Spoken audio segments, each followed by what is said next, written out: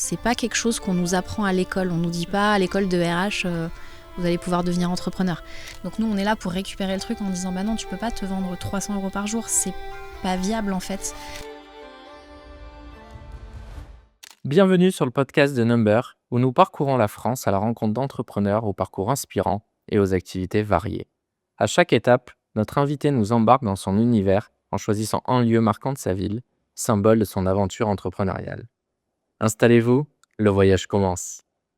Bonjour à tous, bienvenue dans ce nouveau podcast de Number. Aujourd'hui, nous sommes à Lyon, près des Halles Paul Bocuse, et nous allons échanger pendant un petit moment avec Dominique Gaudio. Bonjour. Bonjour Dominique, merci à toi. Merci de l'invitation. Durant ce podcast, Dominique va nous expliquer son parcours, comment elle en est venue à créer la société La Ressource Humaine, dont elle est co-gérante. Et nous verrons que c'est une co-gérance assez particulière, puisqu'elle est entrepreneur avec son mari. Exactement. Est-ce que tu peux commencer peut-être par te présenter pour nos éditeurs ? Ouais, avec plaisir. Donc moi, je suis Dominique, j'ai 38 ans, je vis à Lyon depuis un petit moment, depuis mes 18 ans. J'ai eu un parcours assez varié. Aujourd'hui, je suis effectivement, je dirige avec mon associé qui est aussi mon conjoint, la société La Ressource Humaine. Je ne sais pas si tu veux que je te parle un peu plus de notre activité tout de suite. Non, peut-être de comment tu en es venu justement aux ressources humaines, parce qu'il me semble que tu avais plutôt un parcours qui t'amenait à un bac, avec un bac littéraire au départ et une licence en histoire, c'est ça ? Ouais, c'est un peu ça. Quand je te disais, j'ai eu un parcours un peu varié, c'est que j'ai commencé par faire des lettres, donc j'ai fait la fac d'histoire. J'ai fait aussi des sciences politiques, donc j'ai fait pas mal de sciences humaines.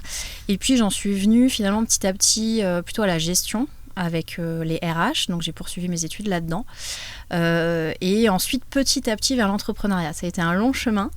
Je pense que j'ai toujours eu cette envie d'entreprendre, mais j'avais pas d'idées. Je pense que dans les entrepreneurs, toi, tu dois en voir beaucoup. Là, il y a ceux qui ont beaucoup d'idées, très créatifs, et puis il y a les gestionnaires. Moi, j'étais plutôt dans la partie gestionnaire. Et j'avais pas d'idée de concept, d'idée de business, d'application, je ne sais quoi. Et en fait, j'ai décidé de faire mon métier en tant qu'entrepreneur et donc d'être RH indépendante au début. D'accord. Et donc, quand tu me disais, tu avais commencé par une licence de droit, après petit à petit, d'histoire, petit à petit, tu es allé vers les ressources humaines. Du coup, ta première expérience professionnelle en tant que salarié, c'est dans les RH ? Ouais, c'est ça. Alors, j'ai eu des petits jobs étudiants, mais ma vraie première expérience, quand je suis rentrée dans le monde du travail, c'était en tant que RH, ouais. Okay. Au départ, dans l'industrie à Lyon. Chez Alstom, et ensuite je suis allée à Paris comme beaucoup au bout d'un moment, et là j'ai bossé dans le groupe Se Loger, et c'est là où vraiment j'ai découvert le digital, l'entrepreneuriat. C'était une entreprise qui avait encore un esprit start-up, même si les effectifs étaient assez importants, et c'est là où ça a renforcé en fait mon envie d'apprendre plein de choses, de faire plein de trucs différents, et ça m'a amené petit à petit, je pense, vers l'entrepreneuriat. D'accord. Et du coup, chez Se Loger, tu étais chargée de recrutement ? Quel était ton rôle ? Chez Se Loger, j'étais chargée de projet RH, donc je faisais un peu de recrutement, un peu de projets type campus management, je travaillais sur la formation, sur le développement RH. Et ensuite, chez Se Loger, j'ai évolué dans l'entreprise, je suis devenue manager au sein d'une équipe rattachée à la direction commerciale. Donc pareil, déjà premier move. Et j'ai appris plein de nouvelles choses là-bas. Et en fait, j'ai toujours eu envie de multiplier les expériences nouvelles en fait, pour apprendre d'autres compétences que celles de mon cœur de métier initial.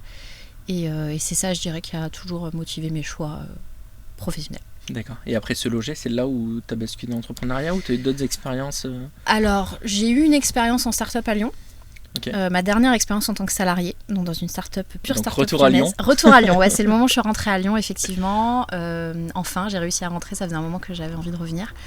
Et là, j'ai eu une expérience en start-up, 30-35 salariés. Et en fait, c'est là où je me suis rendu compte que j'adorais bosser pour des petites boîtes en tant que RH.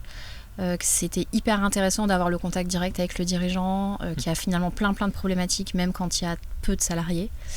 Et c'est là où l'idée un peu a germé d'accompagner les petites structures en étant RH indépendante à temps partagé. C'est un peu là que l'idée vraiment a germé, où je me suis dit, mais en fait, attends, là, il y a un besoin.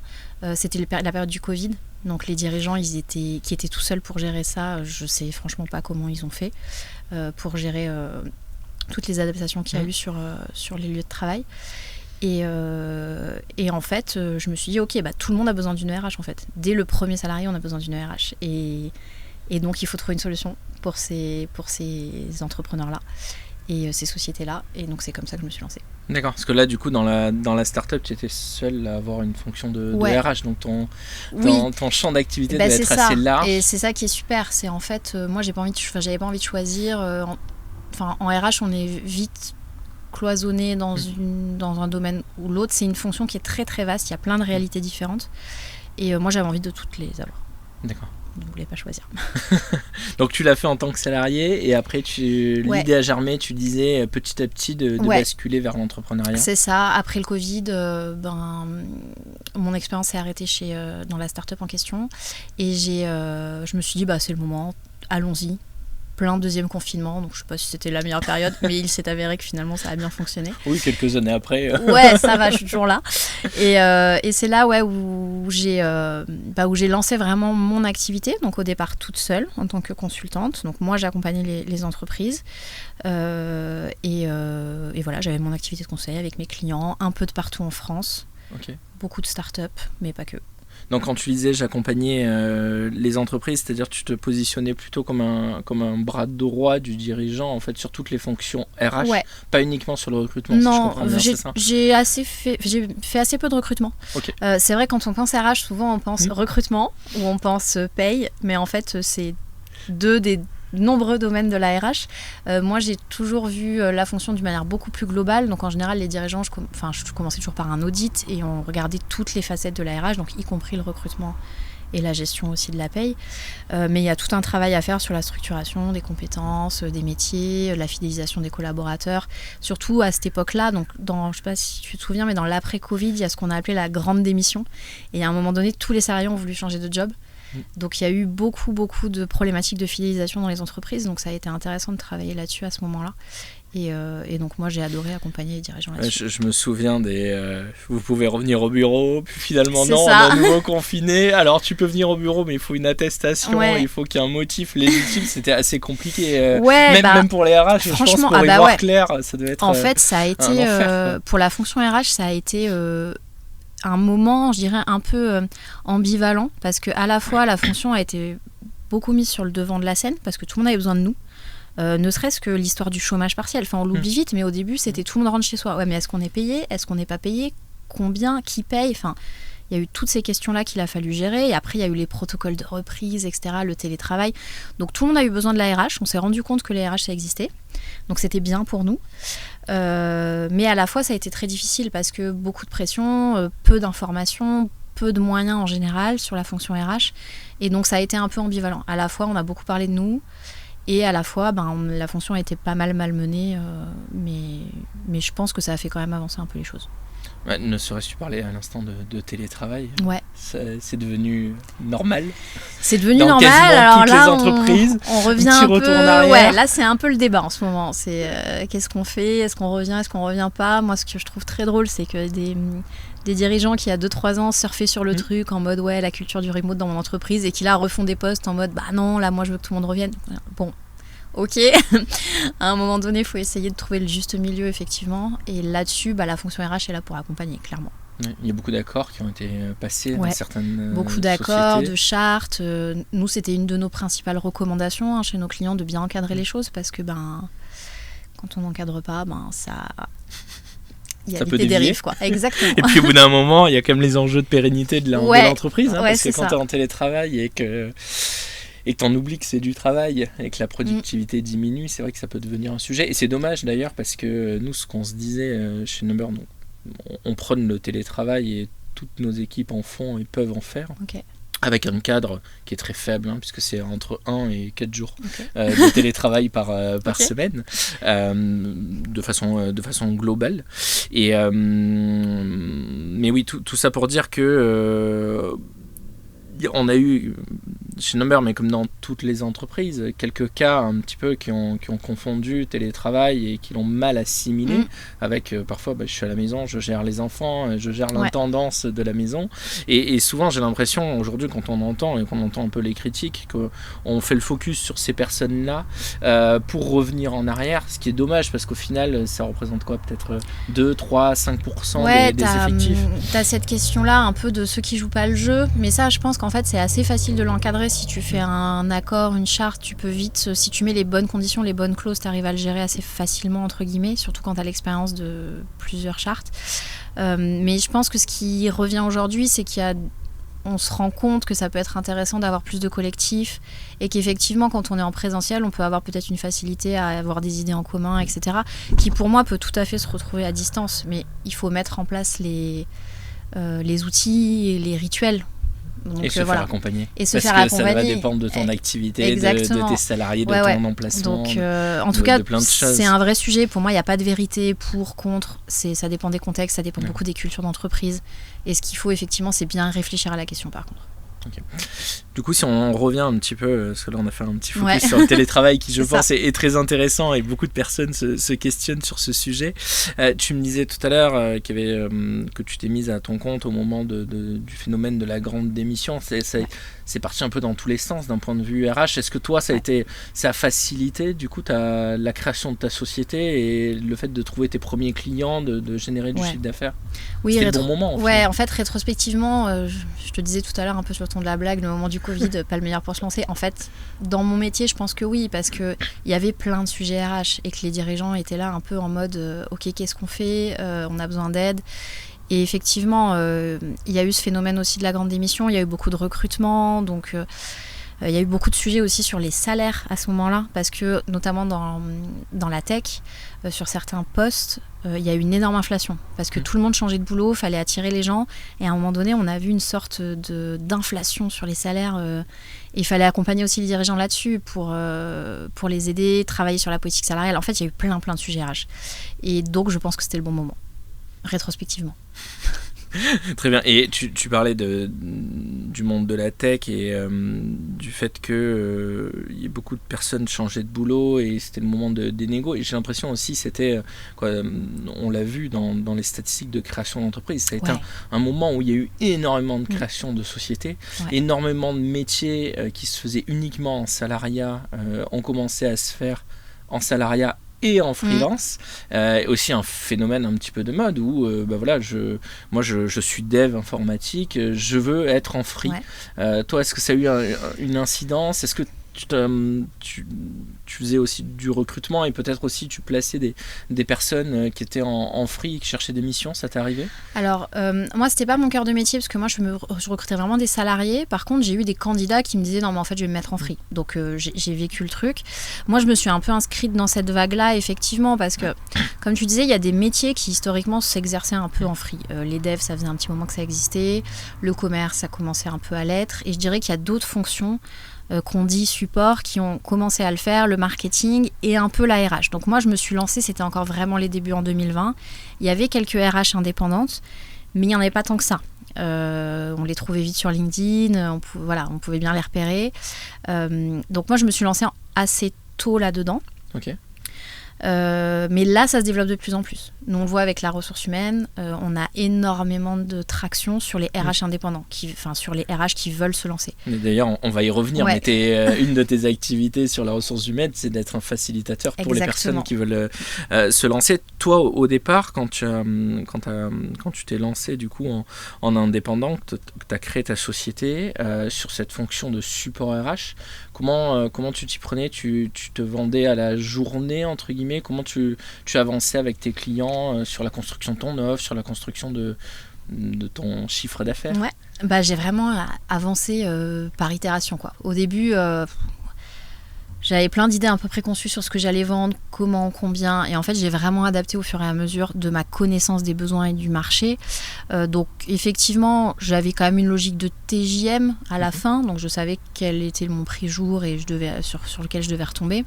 Mais après, j'ai vite essayé de faire des sortes de packs pour pas vendre des journées. Parce que L'idée, c'était de proposer quand même à mes clients un résultat, enfin qu'ils achètent une presta bien concrète et pas seulement des journées. Moi, je faisais beaucoup d'audits, donc ça prenait 2 jours. Et après, je leur disais, ok, on va travailler sur la structuration de votre politique de recrutement, ça va prendre 3 jours. Donc moi, derrière, je savais quel était le prix. Mais j'avais quand même cette logique déjà de faire un peu des packages et pas uniquement des jours. Parce que la fonction RH, on a quand même on a beaucoup de pédagogie à faire sur notre fonction, sur ce qu'on fait en tant que RH. C'est un peu obscur pour les gens, ce qu'on fait. Donc le dirigeant, pour lui vendre mes prestats, j'avais quand même besoin de... J'allais pas juste lui dire, voilà, je te vends un jour par semaine. Il avait besoin de savoir qu'est-ce que j'allais faire en un jour par semaine. Voilà. Donc j'avais quand même déjà ce besoin de bien expliquer, quoi. Et justement, tu disais tout à l'heure qu'au final, chaque entrepreneur a besoin d'un RH dès le premier salarié. Je pense que si on prend les clients Number qui ont entre 1 et 5 salariés, il n'y en a pas beaucoup qui doivent se faire accompagner mais envoyez-les-moi d'un point de vue RH. Justement, qu'est-ce que tu as à leur dire et qu'est-ce que tu vas apporter en plus sur ces entrepreneurs-là qui, soyons honnêtes, souvent ne savent pas trop comment s'y prendre et parfois se retrouvent même à recruter sans s'y être préparé. C'est juste, tiens, je suis dans le BTP, j'ai un gros chantier qui tombe, il me faut 3 salariés et je les recrute, quoi.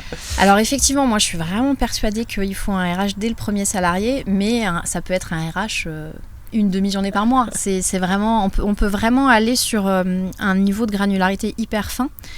Moi, ce que je conseillerais à ces dirigeants qui ont peut-être entre 1 et 5 salariés, c'est de pouvoir se faire accompagner, ne serait-ce que pour poser un peu les bases du socle pour construire la suite. C'est-à-dire, nous, en fait, souvent, les clients, on les récupère à quel moment ? Ils ont 20, 30 salariés, ils ont un prud'homme, ils ont un contrôle URSSAF, ils ont un contrôle d'inspection du travail. Et en fait, ils sont de bonne foi, ils n'ont pas voulu mal faire, ces gens-là, pas du tout. Mais simplement, ils ne savaient pas. Et donc, ils ont créé une situation problématique au démarrage parce que manque de connaissances, ce qui est normal. Enfin, je veux dire... En tant que dirigeant, on doit faire 1 million de sujets. La RH, c'est pas simple. Et l'idée, c'est, ne serait-ce qu'avec un petit audit au début, 2-3 process, on met les bons process. Après, on se revoit plus pendant 2-3 ans. Et ensuite, vous nous rappelez. Et s'il y a de la croissance, on continue à accompagner à chaque étape. Mais au début, il y a quelques bonnes pratiques qui sont déjà des sujets... Enfin, il y a déjà des obligations légales à un salarié que les dirigeants ne connaissent pas. Tu parlais du BTP. Combien de fois j'ai eu des prospects où il y avait des vrais sujets sur la santé-sécurité, des trucs graves en fait, où s'il y a un accident, le patron potentiellement est en prison, quoi. Donc c'est vrai que quand on leur explique ça, ils tombent un peu des nues parce qu'ils savent pas, on leur a pas expliqué, quoi. Et donc rencontrer un RH juste pour faire un petit point, comprendre quels sont les risques, ça veut pas dire qu'on va tout résoudre, on peut pas être parfait dès le début, mais simplement de savoir où on va et de grandir dans les bons rails. Voilà. Oui, et puis surtout, comme tu dis, mettre les bonnes bases en fait, parce que très souvent le seul contact concernant la RH que peut avoir l'entrepreneur sur les premiers recrutements, c'est l'expert comptable. Mais nous, en tant qu'expert comptable, on va faire un contrat de travail, on va faire la déclaration d'embauche, on va faire la fiche de paye pour un peu, on va lui dire attention, il y a les affichages obligatoires, c'est dans telle convention. Dans les meilleurs cas. Dans les meilleurs cas, il y a ça, on essaie de le faire chez Number en tout cas. mais voilà, mais ça s'arrête là. Et comme tu dis, la RH, ce n'est pas que ça. Et oui, et en fait, souvent alors une des plus grosses objections qu'on a, c'est non mais c'est bon, j'ai un expert comptable. Ça c'est vraiment la première objection qu'on a.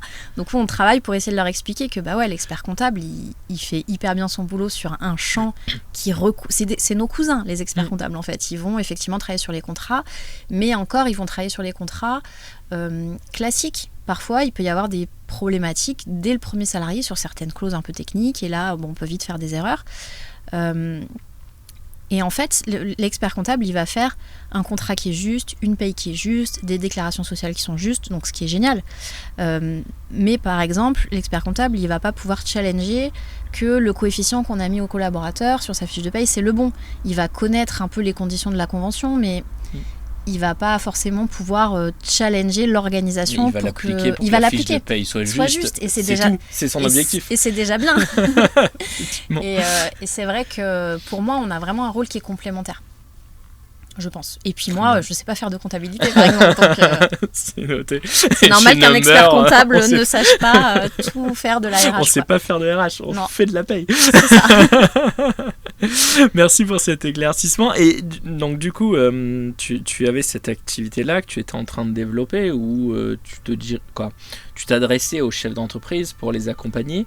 Petit à petit, tu as fait ce cheminement pour en arriver vers la ressource humaine qui est une société bien plus complète avec beaucoup plus d'offres. Ouais, en fait, on a beaucoup,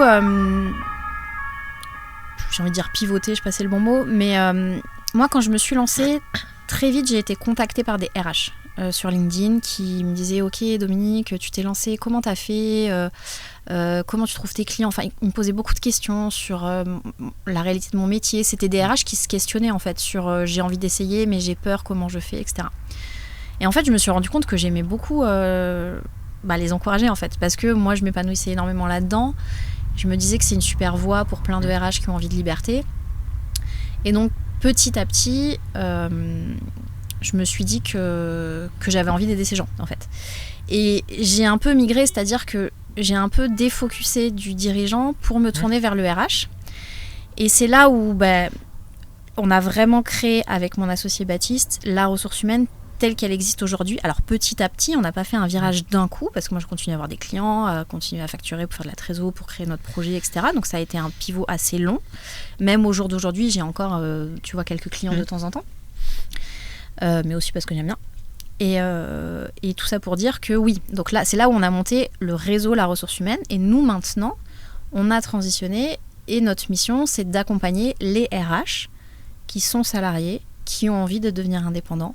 Et donc, on est un facilitateur, comme tu le disais tout à l'heure. Donc, c'est à ce moment-là que ton conjoint t'a rejoint. Exactement. Justement pour cette mission-là. Ouais, en fait, dès le départ, si tu veux, il était là. Donc, il m'a aidé. Dès le début, il m'a aidé quand j'étais toute seule pour mon lancement. Lui, il a un profil plutôt marketing digital, commerce. Donc, il m'a donné il m'a aidé dès le début. Il était salarié à côté Ouais, il était salarié. Il m'a aidé bénévolement, entre guillemets. Et puis, quand j'ai eu cette idée de réseau, je lui ai pitché le truc. Et il m'a dit, là, c'était intéressant d'un point de vue commercial et marketing. Et puis surtout, à partir du moment où on a des consultants à alimenter ou à aider, et bien là, ça fait sens d'avoir une équipe qui grandit. Et on a fait vraiment les choses étape par étape, très tranquillement, pour développer le projet. Et puis là, on va bientôt, si tout va bien, passer un cap un peu plus important. J'ai vu cette nouvelle recrue en janvier, l'entreprise grandit vite. Ouais, et puis on a de belles ambitions de croissance. Donc là, on stabilise petit à petit, on structure, et puis on a envie de se développer, parce que je pense que de plus en plus de RH ont envie de faire ce pas-là. Je pense que le marché va aussi grandir, parce que de plus en plus de dirigeants vont prendre conscience que c'est une possibilité qui existe. Et je pense que ça a vocation à se développer. Très bien. Et du coup, justement, les salariés à qui tu t'adresses, les RH, sont souvent peut-être des personnes qui n'ont pas la chance d'avoir une fonction RH globale, comme tu as pu avoir, mais peut-être qui sont cantonnés sur soit que du recrutement, soit des tâches très précises. Et au final, si je comprends bien, dans l'accompagnement vers le freelancing, après, ils vont pouvoir se positionner vraiment sur ce que tu avais dans ton activité initiale, c'est-à-dire vraiment d'être support du chef d'entreprise sur les sujets RH au global. Ouais, alors tout à fait, il y a deux types de profils. Il y a soit des RH qui sont déjà très généralistes, qui étaient responsables RH dans une PME, 200 personnes, 100 personnes. Donc là, tu as quand même un scope assez large, même si tu peux travailler avec des gens, mais tu as à peu près toute la fonction. Eux, ils en ont marre d'être salariés, en fait.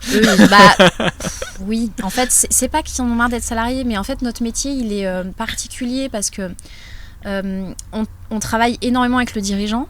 Nous, on est là pour le conseiller, mais c'est quand même lui qui décide, parce qu'il y a le lien de subordination. Et parfois, on est obligé d'assumer des décisions sur le terrain qu'on n'aurait pas pris parce qu'on sait qu'elles ne sont pas bonnes. Et donc, quand on est salarié, on ne peut que subir ça, finalement. Et derrière, on va ramasser les pots cassés qu'on avait anticipés, donc c'est un peu difficile. Si tu travailles avec un dirigeant avec qui tu es parfaitement aligné, c'est génial d'être RH salarié, il n'y a aucun problème. Mais parfois, il y a un désalignement et là, ça peut être un peu compliqué. Donc, on a ce type de profil. Et on a effectivement des RH qui bossaient dans des grands groupes et qui avaient une fonction RH, effectivement, un morceau de la fonction, et qui ont envie de retrouver à la fois l'entièreté du périmètre et aussi le lien avec le dirigeant. Parce que ça, c'est hyper intéressant de pouvoir lui trouver des solutions opérationnelles pour la croissance, quand il veut, s'il y a besoin de pivoter, il y a toujours des sujets humains. Et c'est important de pouvoir avoir l'oreille du dirigeant et de l'aider vraiment concrètement. Okay. Et à t'entendre, j'ai l'impression que tu arrives plus facilement à parler aux dirigeants entre guillemets d'égal à égal en étant free que quand tu étais salarié. Au final, mais ça n'a rien à voir. Mais ça n'a rien à voir. C'est ce qu'on dit à tous les consultants qui nous rejoignent. En fait, ils nous le disent après. Ils nous disent ah ouais, c'est vrai que maintenant les dirigeants m'écoutent. En fait, c'est fou parce qu'on leur dit la même chose que ce qu'on leur disait avant. Mais le fait qu'on soit extérieur, qui est plus ce lien de subordination, on a l'impression qu'ils nous écoutent plus. Alors, est-ce que c'est parce qu'on est externe ? Est-ce que c'est parce qu'on est nous-mêmes entrepreneurs ? Je sais pas. Mais effectivement, il y a une écoute qui est plus grande. Est-ce que aussi c'est parce qu'on comprend mieux leurs problématiques ? Parce que quand on a une entreprise soi-même, on sait que c'est pas toujours facile de bien faire. Enfin, il y a des moments où on voudrait faire les choses parfaitement, mais on peut pas. Et voilà, je sais pas quel est l'ingrédient magique dans tout ça, mais le résultat, c'est qu'on est bien plus écouté par les dirigeants quand on est externe que quand on est salarié. Ok. Rien à voir. Certainement la relation client-fournisseur qui est différente. Ouais, il y a que la relation. Est-ce que c'est notre posture qui change parce qu'on est obligé d'être plus sûr de nous ? Ça, c'est aussi un vrai sujet. Mais voilà, je sais pas. Okay. J'aimerais revenir sur quelque chose que tu disais tout à l'heure. Tu disais on s'adresse aux RH et on va les aider, on va faciliter leur accès à l'entrepreneuriat. En fait, on est un peu pareil chez Number. Ouais. Non, c'est vrai. Je pense qu'on est là pour entourer ces projets entrepreneuriaux. Alors, on le fait de manière différente. D'ailleurs, nous, on envoie aussi nos consultants chez vous pour avoir du conseil sur la création d'entreprises notamment. Mais ouais, nous, aujourd'hui, notre mission, c'est ça. C'est vraiment d'accompagner les RH à se lancer. Surtout, les RH, en fait, on est alors déjà, quasiment que des femmes, il faut le savoir. Enfin, je pense que c'est connu, mais on est peut-être 90% de femmes dans la fonction RH. Et on a un vrai syndrome de l'imposteur en tant que RH. Et on est très peu sensibilisés, préparés au sujet de l'entrepreneuriat. C'est pas quelque chose qu'on nous apprend à l'école. On nous dit pas à l'école de RH, vous allez pouvoir devenir entrepreneur. Donc quand on a cette envie qui émerge, on est un peu dépourvu, quoi. On n'a pas les armes, on n'a pas ce qu'il faut. Et nous, on est vraiment là pour les entourer et les aider dans ce saut un peu dans le vide, quoi. Mais c'est tellement vrai ce que tu dis. Dans tous les métiers, j'ai l'impression. Alors auparavant, quand on parle d'un métier technique, un chirurgien dentiste, ils vont quasiment tous exercer à leur compte, mais on leur a jamais expliqué. C'est vrai. Dans le BTP, pareil. Mais là, on en arrive à plus des fonctions support de l'entreprise, en fait, qu'on retrouve dans des cursus d'école de management. Et malgré tout, en fait, on n'est pas du tout préparé à devenir indépendant. Et pourtant, aujourd'hui, c'est un phénomène que toi, tu constates dans la fonction RH, où de plus en plus de personnes, et auxquelles tu crois, et je te le souhaite, veulent se lancer en tant qu'indépendants.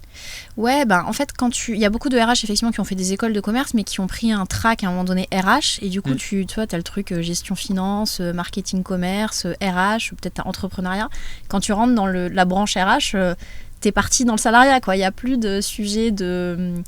Voilà, on t'apprend pas les compétences qu'il faut avoir pour monter sa boîte, quoi. Trouver des clients, se faire connaître, choisir son statut juridique, n'en parlons même pas. Tous ces trucs-là où t'es complètement dépourvu. Le commerce, en tant que RH, c'est à 1000 lieues de nous. Enfin, c'est encore la gestion, bon, on se raccroche.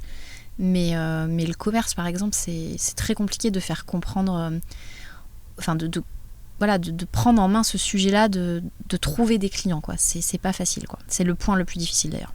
D'accord. Et justement, dans l'accompagnement que vous proposez à travers la ressource humaine, est-ce que c'est quelque chose que vous faites pas de former, mais d'aider le freelance à trouver des clients une fois qu'il est créé quel est votre accompagnement que vous proposez ? Alors, nous, en fait, on a identifié qu'il y avait finalement 3 piliers autour desquels tout va tourner pour réussir son lancement.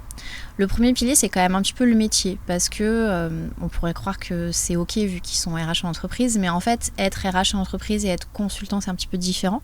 Donc il y a quelques éléments, notamment de posture et puis de méthodologie aussi qu'on leur apporte. Donc il y a des outils, des méthodos clés en main, etc. Donc c'est la partie métier. C'est pas la plus difficile, clairement, à appréhender.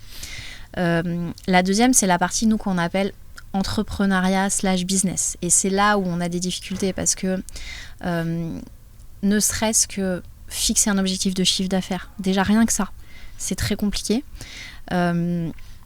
savoir quelle va être ma cible, comment je vais m'adresser à elle, qu'est-ce que je vais lui vendre, à quel prix.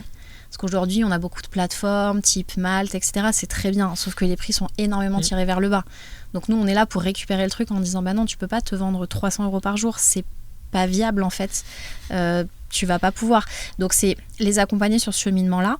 Et effectivement, les former un petit peu et les accompagner surtout à passer à l'action sur la partie commerciale. Donc il y a de la formation sur ok, c'est quoi de la prospection, comment je vais essayer d'aller détecter un besoin, prendre un rendez-vous avec un dirigeant. Donc il y a ça, on leur explique entre guillemets la théorie, on leur donne des méthodes, mais surtout on les encourage à passer à l'action. Donc on fait des ateliers de prospection collective en groupe où on passe des appels, etc. Donc c'est génial parce que c'est très dur en fait. C'est dur pour tout le monde, mais pour les RH c'est pire que tout, je crois, de se retrouver à devoir démarcher. Et elles pensent au début de la journée, je dis elles parce que c'est quasiment que des filles, au début de la journée elles se disent je vais jamais y arriver, je vais détester. Et en fait quand à la fin de la journée elles nous disent ah bah finalement c'était sympa, ah bah j'ai pris 3 rendez-vous, ah j'ai échangé avec tes dirigeants, finalement ils étaient contents. Enfin on casse un peu des idées reçues dans ce passage à l'action. Et en fait nous notre posture c'est de se dire, si les gens veulent être libres, il faut qu'ils trouvent leurs clients. On pourrait mettre plein d'efforts marketing, publicitaires et les inonder de missions. Mais en fait, c'est pas ce qu'on veut. Parce qu'on veut qu'elles soient libres, on veut qu'elles soient entrepreneurs, et donc, il faut qu'elles trouvent leurs clients. C'est un peu ce que tu as vécu, c'est un peu ton histoire en fait, toi, quand t'es... C'est un peu mon histoire. Et t'avais pas eu d'accompagnement. Et non. Et c'est pour ça que je leur dis, vous savez, moi quand j'ai prospecté, moi aussi j'étais pas bien. Enfin, j'avais la boule au ventre. Donc peut-être que j'ai la légitimité pour effectivement leur dire, vu que je l'ai vécu. Et j'ai lu que tes années post-diplôme, c'était beaucoup accompagné de retours sur les bancs de l'école pour continuer à se former et à se parfaire. Est-ce que c'est certains points que tu as pu avoir? Je pense notamment, je crois que tu étais à l'IAE sur ta... Ouais, j'ai refait une petite formation continue, ouais. Est-ce que ça t'a aidé justement même si ça reste scolaire et certainement moins pratique que ce que tu proposes aujourd'hui, toi? Ouais, en fait, c'est vrai que ça n'a rien à voir, mais je pense qu'il y a un point intéressant là-dessus, c'est lié aussi un peu au syndrome de l'imposteur. En fait, c'est de se dire, moi j'ai eu besoin, tu vois, à plein de moments, de remettre un vernis pour me ressentir légitime. Alors que oui, bien évidemment, j'ai appris plein de choses dans mes études, et y compris à l'IAE, mais en fait, je pense que j'avais juste besoin de me rassurer en me disant, ok, c'est bon, j'ai la légitimité. Et ça, c'est aussi un sujet qu'on travaille, parce qu'on a plein qui nous rejoignent, qui nous disent, oui, mais peut-être qu'avant, il faudrait que je me forme sur tel sujet. Je fais, bah non, en fait, ton métier, tu le connais. Tu vas devoir apprendre de nouvelles compétences, mais on va apprendre en marchant, quoi. Donc voilà. Oui, c'est beaucoup le discours de comment tu vas te vendre et comment tu vas amener tes missions, mais au final, les missions, quand tu as 10 ans d'expérience dans la RH... Mais c'est ça, et puis un client, il va pas te demander ton CV, en fait. Oui. Un client, des fois, elles nous disent, oui, mais est-ce que tu penses que j'ai pas de master, est-ce que les clients, ça va les bloquer? Bah, en fait, les clients, ils ne demandent pas si on a un master, ils n'ont pas à nous le demander, en fait. Nous, on arrive avec... une expertise, on leur met à dispo, il faut les convaincre bien évidemment, mais on est sur un autre registre, on vient plus avec notre CV, quoi. Ok. Du coup, j'ai une question, j'avais un point sur lequel je voulais revenir, un peu philosophique. Ce qu'on était en train de voir, c'est qu'on avait en commun sur Number et dans la ressource humaine cette notion de faciliter l'entrepreneuriat, de s'adresser à des personnes qui auparavant étaient salariées et devenaient freelance. Aujourd'hui, c'est quand même un phénomène de mode. Ouais. On en parle beaucoup du freelancing. Est-ce que pour toi, c'est une évolution de la société? Oui. Oui, après on peut se dire est-ce que c'est une bonne, est-ce que c'est une mauvaise, quoi. C'est un peu le débat peut-être philosophique que tu avais en tête. Moi je pense que c'est une évolution de la société. Je pense qu'il y a plein de gens qui n'ont pas envie de l'être et c'est ok. Et tout le monde n'a pas vocation à devenir entrepreneur indépendant. Mais je pense qu'il y a plein de gens qui se sentaient un peu à l'étroit dans leur poste et qui vont pouvoir retrouver un nouveau souffle, mieux s'épanouir dans leur job et créer leur propre emploi. Et ça, c'est vrai que c'est aussi quelque chose qui, je pense, est vertueux, quoi, de se dire, moi, je crée mon emploi à moi, je développe d'autres compétences, donc mon employabilité, si à un moment donné, je dois aussi retrouver un job. Et je pense que j'ai un peu perdu le film d'avancée, mais que c'est quelque chose qui va se développer, c'est sûr. Ne serait-ce que parce que les aspirations, elles sont complètement différentes. Enfin, aujourd'hui, moi, je le vois avec nos consultants. Il y en a plein. Ils font, 60% de conseils RH de leur temps et 20%, ils font, j'en sais rien, moi, de la déco. Enfin, ils ont envie de faire plusieurs choses. Et ça, c'est ok en fait. Et à une époque, ça, c'était un peu mal perçu. Tu vois, moi, j'ai toujours aimé faire plein de trucs différents. Et c'était un peu en mode, tu sais pas trop ce que tu veux, t'es trop dispersé, tu vas pas au bout des choses. C'était un peu ça le message. Et là, aujourd'hui, je trouve les choses ont changé. C'est différent, c'est mieux perçu. C'est ok, t'as le droit d'avoir envie d'être RH d'un côté. Et d'un autre côté, j'en sais rien moi, écrire des bouquins. Enfin, et c'est génial en fait. Je trouve que c'est top. Oui, c'est clair. Mais de toutes les manières, je pense que de façon globale, dans le salariat, aujourd'hui, beaucoup de salariés sont bridés. On te laisse peu de liberté créative dans la société. Tu as un rôle, il faut que tu sois productif par rapport à ce rôle, mais on te laisse que trop rarement, je pense, globalement, cette liberté de dire tiens, je vais essayer telle chose, je vais essayer telle chose. Ouais, c'est dommage. C'est dommage, je suis d'accord avec toi. Et je pense que tu l'as quand tu es freelance, parce qu'en fait, tu n'as pas de compte à rendre.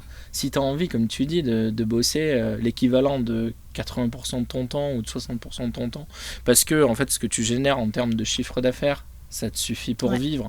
Et le reste du temps, tu as une passion sur laquelle tu as envie de passer du temps, ou alors tu veux passer plus de temps avec ta famille. Avec tes enfants. C'est ok, tu n'as aucun compte à rendre. Tout est ok, et c'est ça qui est génial.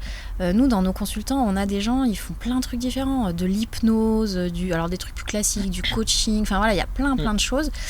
Mais je reboule quand même avec ma casquette RH, parce qu'effectivement, comme tu le disais, en entreprise, on a tendance à être un peu bridé. Et c'est dommage. Il faut quand même. C'est pas parce que d'un côté il y a ce mouvement-là de freelancing qu'il faut que les entreprises abandonnent Il faut arriver à trouver quand même dans le salariat et dans l'entreprise le cadre pour que les gens puissent être créatifs, puissent sortir un peu de leur poste, proposer des choses. Et ça, je pense que c'est aussi une clé importante pour le futur du travail, quoi. Il faut arriver à faire ça aussi pour les salariés. C'est ce qu'on essaie de faire à notre humble échelle chez Number, mais effectivement, si on veut garder des salariés, si on veut continuer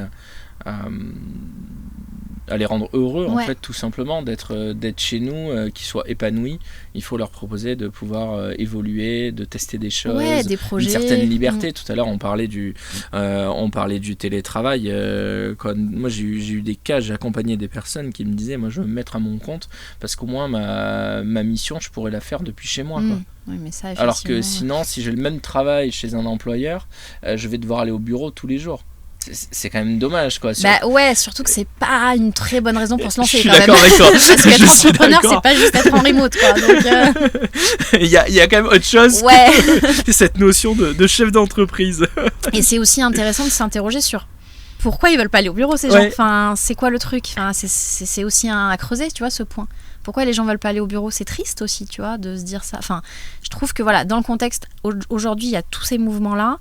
Il faut les interroger, il faut essayer de les comprendre, et c'est cool aussi d'être RH à cette époque-là, je pense. En tout cas, je te rejoins sur le fait que l'entrepreneuriat, c'est plus que de la liberté. C'est pas donné à tout le monde. C'est de la responsabilité. C'est de la responsabilité, exactement.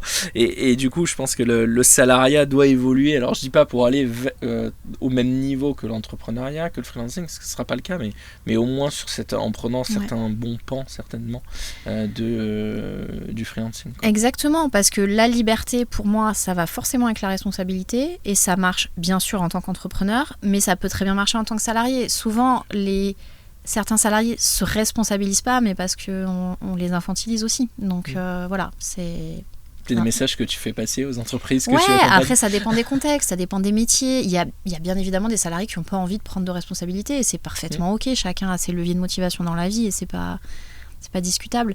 Mais en tout cas, faut se poser moi je trouve que c'est intéressant de se poser ces questions. Voilà.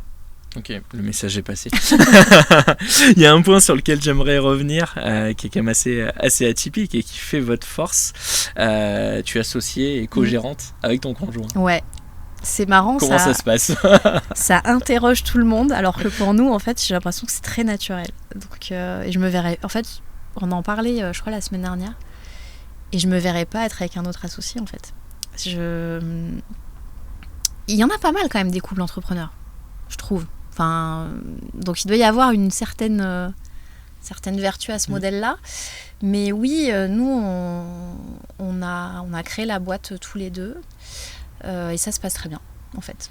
Comment vous êtes organisés, toi un peu plus sur la partie RH? Ouais, en fait, si tu veux... Alors, tout est assez hermétique parce qu'on est en capacité à donner notre avis sur tous les sujets, bien sûr, mais effectivement, il y en a on a chacun un peu notre périmètre. Moi, je vais avoir la partie un peu, je dirais, ingénierie RH. Donc, quand on monte des nouvelles offres, des nouveaux types d'accompagnement, etc., c'est plutôt moi. Alors, pas forcément qui m'en occupe parce que nos consultants, ils créent énormément de choses eux-mêmes. On crée beaucoup en co-construction, mais je vais être là pour les aider, monter un peu le truc avec eux. Et sur la partie aussi opération, c'est moi qui m'en occupe, c'est moi qui suis en relation avec notamment notre super expert comptable de chez Number, toute l'équipe, etc. Et Baptiste, mon associé, lui, il est beaucoup sur la partie marketing, commerce, et aussi tout ce qui va toucher un peu les outils, l'IA, les automatisations. Nous, on travaille énormément à l'implémentation de tout ça dans la boîte pour gagner en efficacité aussi. Et lui, il a ce côté un peu geek, il fait un peu de code, etc., de nos codes, donc il a aussi cette casquette-là.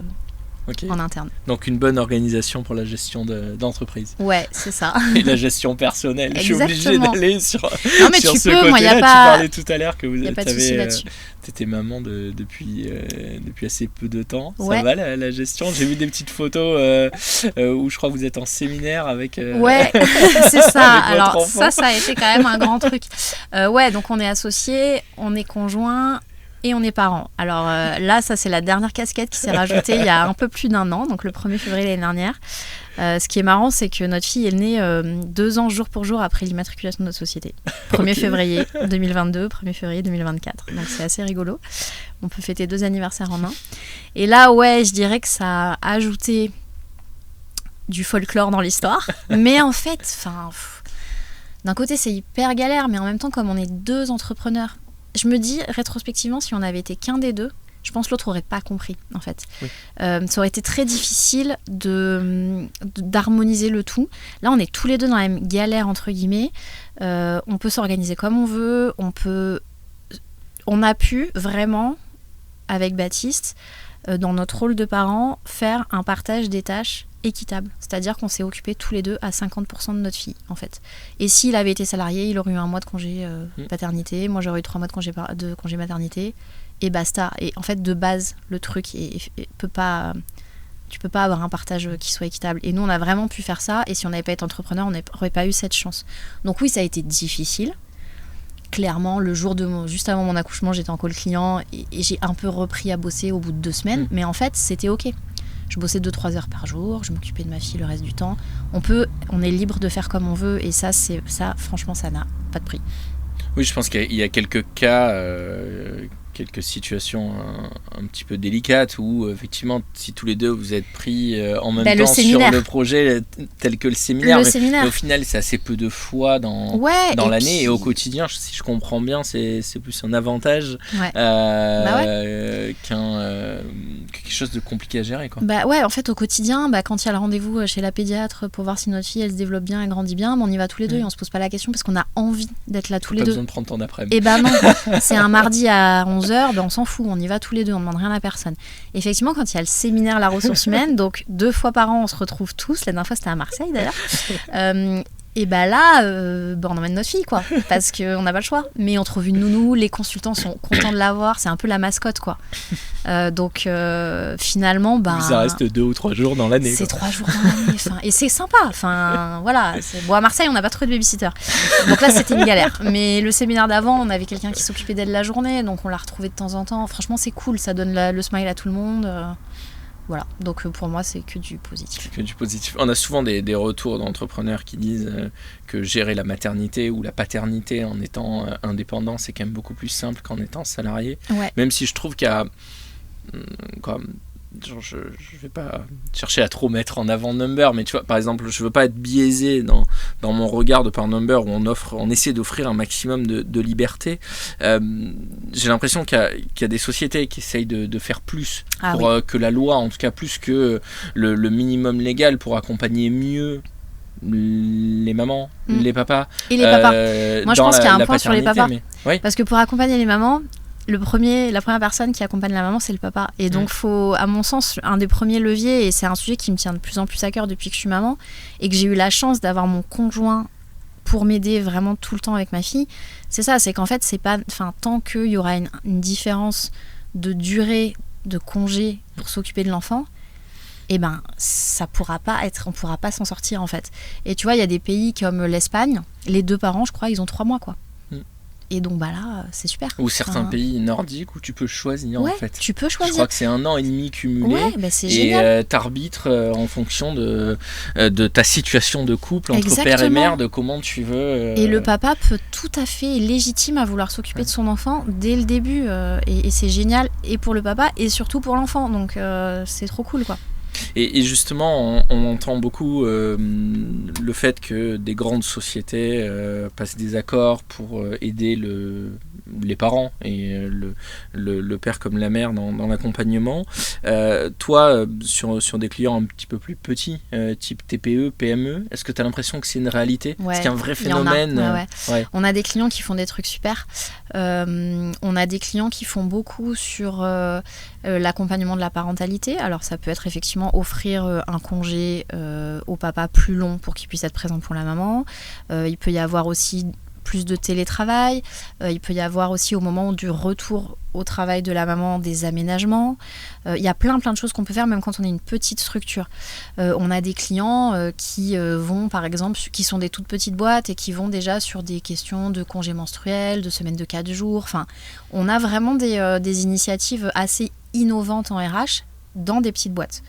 Et c'est super à accompagner en tant que consultant RH. J'imagine. Mais en tout cas, tu constates, si je comprends bien, tu constates vraiment à ton niveau que c'est un phénomène sociétal qui est en train de s'installer. C'est un phénomène sociétal. Après, le problème, c'est que voilà, on attend beaucoup que ce soit les entreprises qui fassent les choses. Je pense que dans les petites boîtes, ça se fait par la culture de l'entreprise. Donc, un dirigeant, par exemple, qui est persuadé que ça a des bénéfices, il va le faire. Et il va en voir les bénéfices dans la fidélisation de ses collaborateurs. Et il va le faire dans le temps. Les grands groupes vont peut-être essayer, il va y avoir un moment des effets de mode et ça peut varier, etc. Donc à un moment donné, il faut aussi que les pouvoirs publics se saisissent du sujet. Et voilà, on est en retard là-dessus, vraiment. Donc je pense qu'on ne pourra pas y couper. Et voilà, il y a des dirigeants, de toute façon, tant qu'ils n'y seront pas contraints, il ne se passera rien. Donc malheureusement, il va falloir aussi que les choses évoluent au niveau global.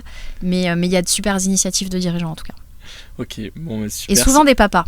D'ailleurs, qui trouvent pas juste de pas pouvoir passer de temps avec leurs enfants. Et puis surtout, comme tu dis, de passer du temps avec les enfants et d'accompagner en fait le couple à la parentalité. Ouais. Moi, je déteste entendre dire... J'essaie de jamais le dire à ma femme, je vais t'aider. Ça veut rien dire, c'est horrible. Qu'on te dise, mais t'as de la chance, ton conjoint il t'a vachement aidé avec ta fille. Mais en fait, c'est sa fille. C'est ça. c'est pour elle qu'il le fait. C'est pas pour moi en fait. Enfin, moi je suis très contente, mais en fait, c'est. Je crois que la première fois où je suis allé chercher ma grande en milieu de journée à la crèche, parce qu'elle avait 42 fièvres, il fallait la chercher. Les filles m'ont regardé avec des gros yeux. C'est pas la maman. Non, ça peut être aussi le papa. Mais voilà, c'est en tout cas quand tu as la chance d'être soit en freelance, soit d'avoir un employeur qui est ouvert à tous ces sujets. Ouais. Je pense que c'est un vrai plus. Je pense que globalement, c'est toujours le sujet de la liberté. Il faut laisser le choix aux gens, en fait. Il y a des couples où la mère a envie de s'arrêter longtemps.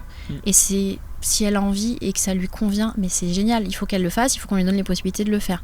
D'autres couples où la maman, elle a envie de continuer à travailler, ou alors peut-être de travailler à mi-temps. Enfin, il y a plein d'organisations à trouver. Ça pourrait être un mi-temps des 2 côtés, plutôt que quelqu'un qui s'arrête complètement. Et en fait, je pense qu'il faut challenger toutes ces représentations-là et surtout ne pas choisir pour les gens, en fait. Donc c'est très bien de se dire il faut allonger le congé maternité parce que 3 mois c'est trop court, bien évidemment. Mais il y a des mamans qui n'ont pas envie de rester 4 mois à la maison. Même 3 mois c'est trop long, même 1 mois c'est trop long. Et ces personnes-là, il ne faut pas non plus les obliger. Et voilà. En tout cas, le freelancing et le fait d'être entrepreneur, ça te permet de faire ce que tu souhaites et de choisir. Avant de terminer ce podcast, je voulais qu'on reparle du lieu où on a garé le van. C'est vrai. Donc on est vraiment à Lyon, clairement, juste à côté des Halles Paul Bocuse. On s'est baladé entre midi et 2. C'est incroyable tous les produits qui sont proposés.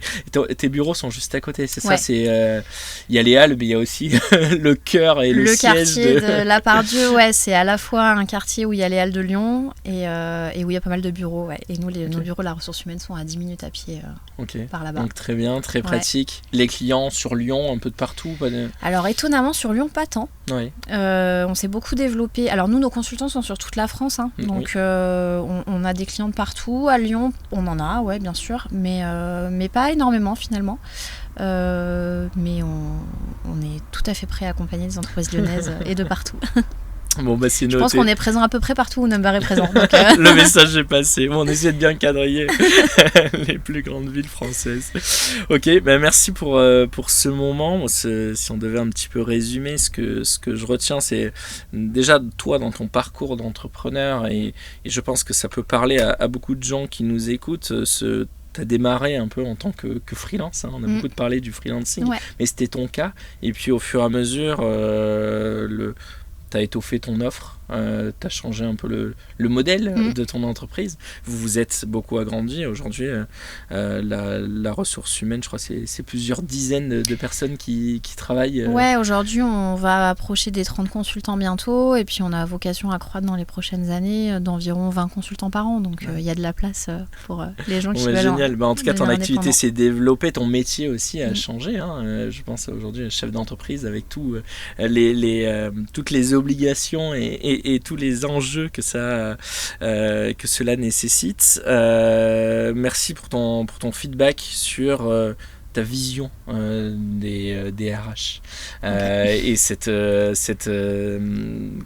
bascule, ce côté facilitateur. Ok, la RH aussi en fait est un métier qui peut évoluer vers le freelancing, et en tout cas tu es un acteur, je pense, incontournable de cette évolution là, et je suis heureux que sur Number on puisse partager ça et vous accompagner.